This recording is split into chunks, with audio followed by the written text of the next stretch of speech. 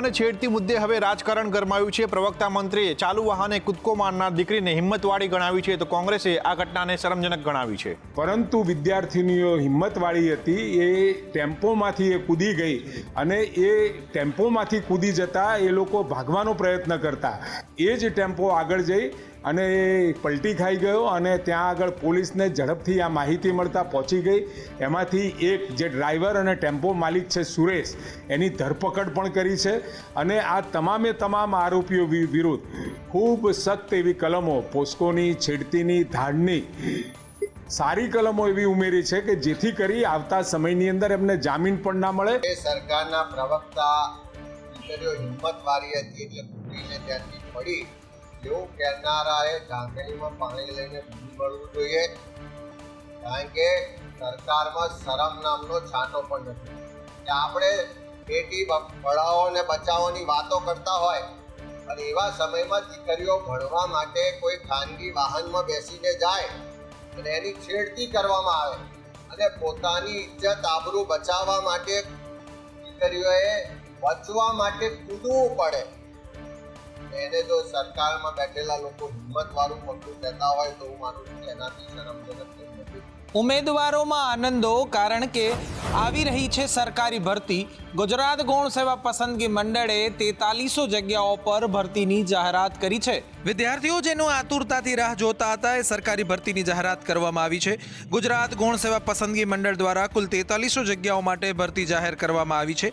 Junior clerk, head clerk, office assistant અને senior ક્લાર્કની ભરતી કરાશે। આ ઉપરાંત 17 કેડર માટે પણ ભરતી કરવાની સરકારે જાહેરાત કરી છે।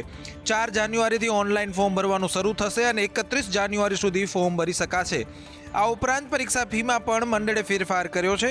તેના જ કારણે 500 રૂપિયા ફી દરેક ઉમેદવારે ભરવાની રહેશે। મહત્વનું છે કે જનરલ કેટેગરીના ઉમેદવારો માટે લેવાતી 100 રૂપિયાની ફી હવે 500 રૂપિયા કરવામાં આવી છે, તો જે વિદ્યાર્થી પાસ થશે તેમને ફી પણ પરત વળશે।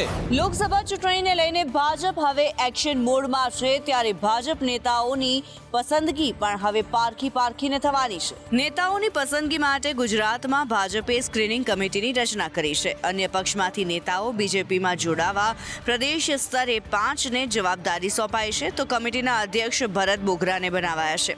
આ ઉપરાંત રાજ્યકક્ષાના મંત્રી પ્રફુલ પાનસેરિયા, સુરેન્દ્રનગરના એમએલએ જગદીશ મકવાણાને પણ જવાબદારી સોંપાઈ છે।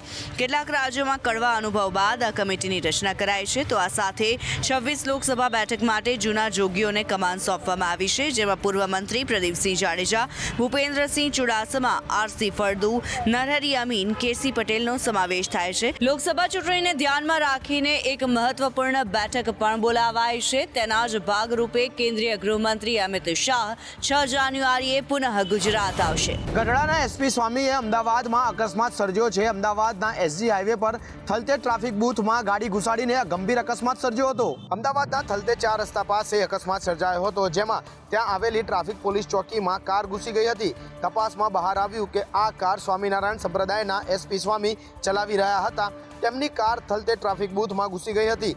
એસપી સ્વામીથી કાર કંટ્રોલમાં ન રહેતા આ અકસ્માત સર્જાયો હોવાનું જાણવા મળી રહ્યું છે। અકસ્માતના પગલે ટ્રાફિક પોલીસનું બૂથ પણ તૂટી ગયું હતું। હાલ તો ટ્રાફિક પોલીસે એસપી સ્વામી સામે ગુનો નોંધી તેમની ધરપકડ કરી હતી અને સાથે જ જામીન પર મુક્ત કર્યા છે। અને આ ઘટનામાં કેવી રીતે અકસ્માત થયો અને કાર કેટલી સ્પીડમાં હતી તેની તપાસ પણ કરવામાં આવી રહી છે।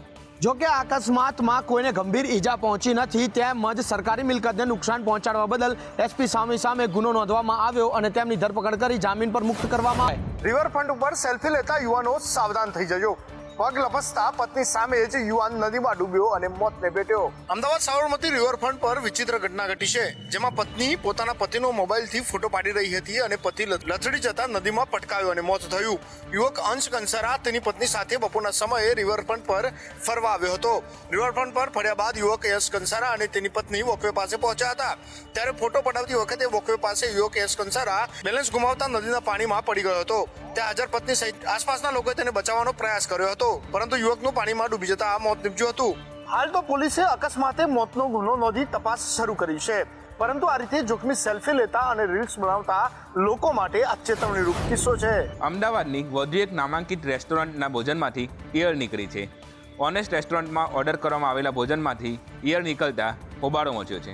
રાજ્યમાં અવારનવાર ભોજનમાંથી જીવજંતુઓ નીકળવાના કિસ્સા સામે આવતા હોય છે, ત્યારે અમદાવાદમાં ફરી એક વખત નામાંકિત રેસ્ટોરન્ટ ચર્ચામાં આવી છે.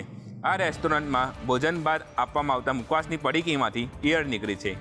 ઓનેસ્ટ હોટલમાંથી ઓનલાઈન મંગાવેલા પાર્સલમાંથી આ ઈયળ નીકળી છે. આ ઘટના બાદ ગ્રાહક યુવાને સૌપ્રથમ રેસ્ટોરન્ટના મેનેજમેન્ટને ફરિયાદ કરી હતી. ત્યારબાદ અમદાવાદ શહેર કોર્પોરેશનમાં ફરિયાદ કરી કાયદાકીય પગલાં લેવા માટે માંગ કરી છે.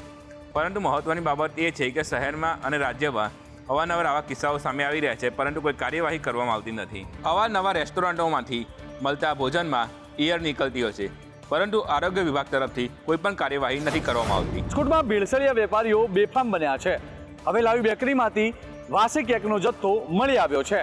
રાજકોટની માહિલાવી બેકરીમાંથી એસેન્સ ફ્લેવર્સ બેકરી પેડ સહિત કુલ 145 કિલો અખાદ્ય જથ્થો મળી આવ્યો છે. તો કેક લાવી પબમાંથી પણ 9 કિલો વાસી સોસ મળી આવ્યો છે. આ ઉપરાંત દાણાપીઠ, જૂના માર્કેટિંગ યાર્ડ, પરાબજાર સહિત 10 અલગ અલગ જગ્યાએથી સિંગ તેલના નમૂના લેવાયા હતા, જેમાં ફૂડ લાયસન્સ વિના ધંધો કરતા 19 ધંધાર્થીઓ સામે આવતા તેઓને નોટિસ ફટકારવામાં આવી છે, જેને લઈને અન્ય વેપારીઓમાં ફફડાટ વ્યાપી ગયો છે. થોડા સમય પહેલા જ રાજકોટમાં ટોસ્ટના નમૂના ફેલ મળી આવ્યા હતા. ટોસ્ટમાંથી સેકરીન સિન્થેટિક કલરની ભેળસેળ મળી આવી હતી. કેટલાક લોકોને બહારનું ખાવાનું વધારે પસંદ હોય છે. તેનો લાભ લઈને ભેળસેળિયાઓ દૂધ, પનીર અને જીરું જેવી અનેક વસ્તુઓમાં ભેળસેળ કરીને ગ્રાહકોને છેતરે છે. વાઘોડિયા પુરવઠા વિભાગના નાયબ મામલતદાર દ્વારા વાઘોડિયાના વકીલો સાથે અભદ્ર વર્તનના આરોપ વાઘોડિયા વકીલ મંડળે લગાવ્યા હતા. વાઘોડિયાના પુરવઠા ખાતાના નાયબ મામલતદાર અમિતાબેન જાની દ્વારા વકીલો સાથે અભદ્ર વ્યવહારને લઈને વાઘોડિયા તાલુકાના વકીલ મંડળ વાઘોડિયામાં યોજાયેલ વિકસિત ભારત સંકલ્પ યાત્રાના કાર્યક્રમમાં ઉપસ્થિત જિલ્લા કલેક્ટર તેમજ સાંસદને રૂબરૂ મળી રજૂઆત કરી હતી. પુરવઠા વિભાગના નાયબ મામલતદાર અમિતાબેન જાની વકીલો સાથે અભદ્ર વ્યવહાર કરતા હોવાના આરોપો સાથે અધિકારી સામે કડક કાર્યવાહી કરવા રજૂઆત કરી હતી. વકીલ મંડળના સભ્યોએ વિશેષમાં જણાવ્યું હતું કે જો નાયબ મામલતદાર સામે યોગ્ય કાર્યવાહી નહીં કરવામાં આવે તો વકીલ મંડળે હડતાળ કરવાનું ચીમકી ઉચ્ચારી હતી. આ મામલે અગાઉ પણ વાઘોડિયા વકીલ મંડળ વાઘોડિયાના મામલતદારને આવેદનપત્ર આપીને રજૂઆત કરી ચૂક્યું છે. નગરપાલિકાના કોન્ટ્રાક્ટ બેઝના સફાઈ કર્મીઓએ આજે હક માટે હલ્લાબોલ કર્યો. રાજકોટ હાઈવે ચક્કાજામ કરી વિરોધ નોંધાવ્યો. સુરેન્દ્રનગર, દુધરેજ, વઢવાડ સંયુક્ત નગરપાલિકામાં ફરજ બજાવતા કોન્ટ્રાક્ટ બેઝ કામદારોની પડતર માંગો પૂરી ન થતાં છેલ્લા 1 અઠવાડિયાથી તેઓ આંદોલન કરી રહ્યા છે અને તેના જ ભાગરૂપે પાલિકા કચેરીથી આંબેડકર ચોક સુધી સફાઈ કામદારો અને આગેવાનોએ રેલી યોજી ઉગ્ર સૂત્રોચ્ચાર કર્યા હતા, તેમજ રાજકોટ હાઈવે પર ચક્કાજામ કરી રોષ દાખવ્યો હતો.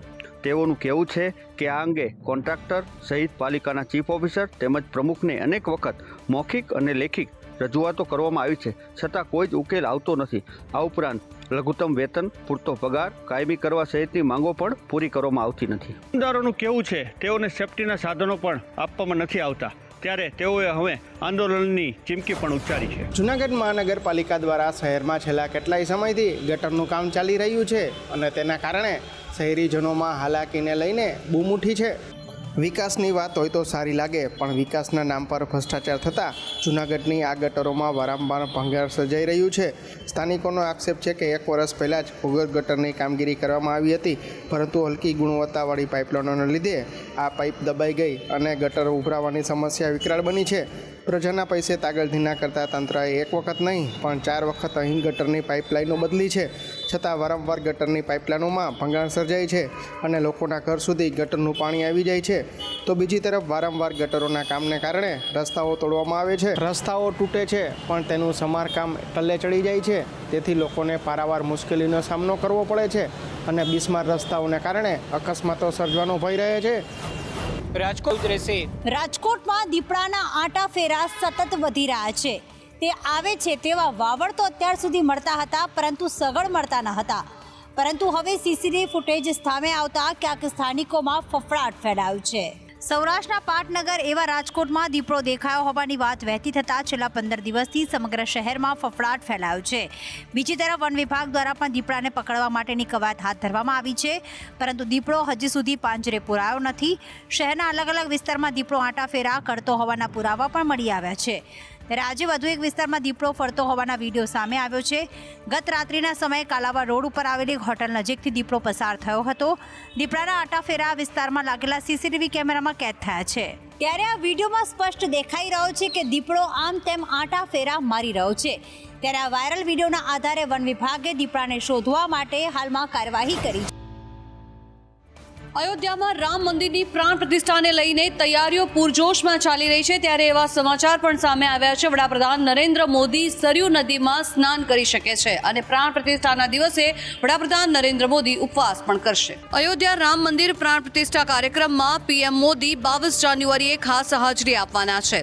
આ સાથે અન્ય દિગ્ગજો અને આમંત્રિતો પણ હાજર રહેશે. ત્યારે 22 જાન્યુઆરીએ રામ મંદિરની પ્રાણ પ્રતિષ્ઠા વિધિ કરવાની હોવાથી તેઓ આ દિવસે ઉપવાસ રાખી શકે છે. આ ઉપરાંત તેઓ સરયુ નદીમાં આસ્થાની ડૂબકી લગાવે તેવી પણ શક્યતા છે. વડાપ્રધાન નરેન્દ્ર મોદીએ રામનગરીને સ્વચ્છ બનાવવાનો સંકલ્પ લીધો છે. આ કારણે તેમણે ઇન્સ્ટાગ્રામ પર એક વિડીયો શેર કરીને દેશને અયોધ્યાને સૌથી સ્વચ્છ શહેર બનાવવાની અપીલ કરી છે. વડાપ્રધાન નરેન્દ્ર મોદી દ્વારા ભારપૂર્વક કહેવામાં આવ્યું છે કે ભગવાન શ્રી રામ આપણા બધાના છે. હવે જ્યારે ભગવાન શ્રી રામ આવી રહ્યા છે ત્યારે કોઈ પણ આંગણું ગંદુ ન હોવું જોઈએ, સ્વચ્છતા જરૂરી છે.